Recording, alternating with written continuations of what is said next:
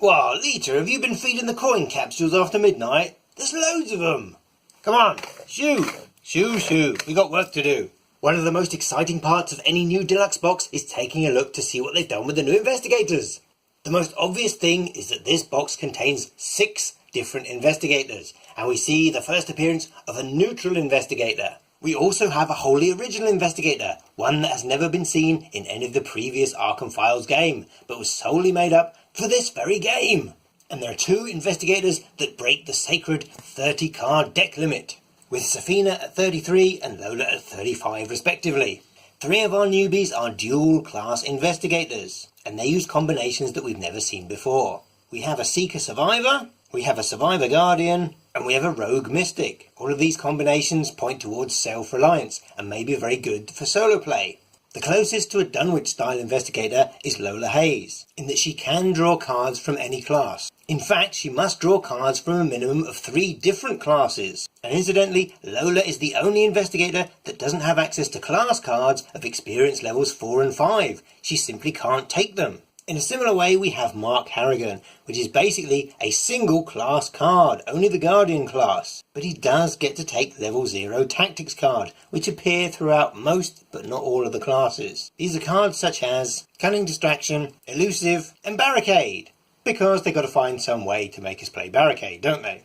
And finally, we're getting on to the Queens of Weirdness, the Mystics. And Akachi is basically a single class, a Mystic class card, until such time as non-Mystic cards with charges and occult cards start becoming common. Goodness, Lita, I don't know what you've been feeding these things, but they're huge! Things are really getting shaken up with Safina, who doesn't get a usual 7-card draw or a mulligan, but she gets an 8-card opening hand, and she gets to sit on 5 events to hatch later in the game. Plus, she gets 3 copies of a signature card. 3 copies! Which aren't actually a signature card, they're merely a clone of one of the cards that she's sitting on.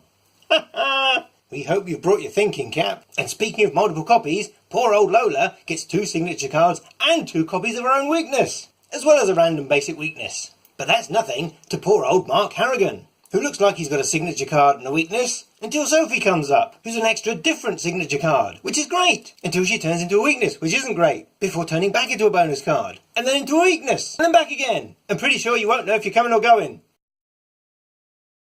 Finishing up on the innovations, most investigators have an asset as their bonus card, and we see our first skill card as a bonus card. And quite troublingly, it has a quadruple set of matching icons. And this isn't the only quadruple set of matching icons that you're going to be seeing in this cycle. So we may have to make a video on something called power creep. We also see the first investigator-specific enemy. Everyone hates getting a stubborn detective, but William Yorick has something even more stubborn. The Undead. Stat-wise, we've got 4 which are adding up to 12, and we've got 2 which are adding up to 13. And we've got 2 more investigators which have 5 in a stat, including Mark Harrigan, which is the first ever 5 in combat. Neither Zoe or Roland has had 5 in combat. Talk about single-minded. Health and sanity-wise, Lola is the odd girl out, with a pair of 6s, which really is quite low. But the other 5 follow a familiar ascending-descending pattern between 9 and 5, and thus adding up to a total of 14. Which is 1 less than Dunwich investigators, but the same as your core box ones. All in all, there really is a great deal to take in, so we wouldn't recommend trying all the investigators all at once. Pick one and try and get to know them, knowing that there are 5 other new experiences waiting in the box. And as always, we'll be doing spotlight videos on all of these in the next 10 years or something like that. Well, providing of course Lita doesn't bury us all in coin capsules. Lita, what are you doing?